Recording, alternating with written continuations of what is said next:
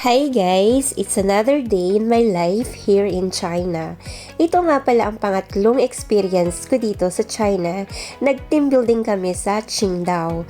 So third day namin dito sa Qingdao, pinuntahan naman namin ang mag-fishing boat.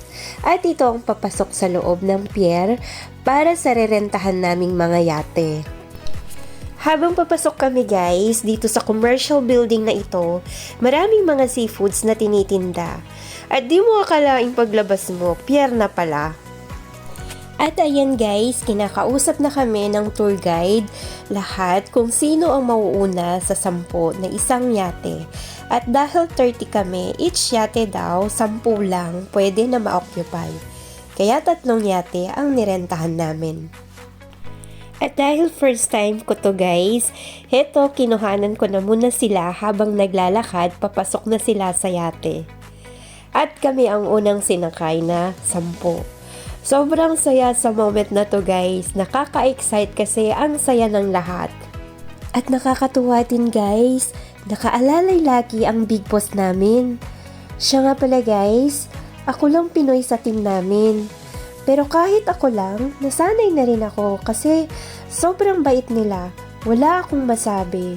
Kasi talagang mafe-feel mo na special yung treatment nila. At eto na, nasa yate na kami at waiting sa life jacket na ipapasuot nila. So habang waiting kami sa life jacket, I am taking the videos, photos, lahat ng magagandang views sa dagat. At pati na rin mga ka-team ko, they're enjoying also taking the pictures and videos. Masasabi ko guys, this is amazing and unforgettable experience in our company Washin or HQ in short with our boss and team. Sobrang napakalinis ng dagat nila. Alam niyo ba guys, Qingdao City is one of the most beautiful coastal cities dito sa China.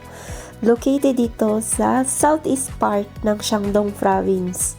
Is a beautiful seaside na malapit daw ito sa Yellow Sea na kung tawagin.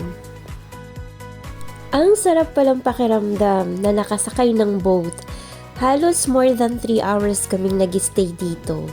Napaikot-ikot para lang makita lahat ang view na nakaka-amaze. At syempre pa, pina-experience sa amin ang mag-fishing. Kaya naman enjoy lahat ang mga boys. Kaya naman after 1 hour fishing, ayan, nakakuha ng isda ang kasama ko. Tuwang-tuwa lahat. Ang tagal bago pala makakuha ng isda dito guys. Hanggang dito na lang guys. Hope you enjoy watching. Bye!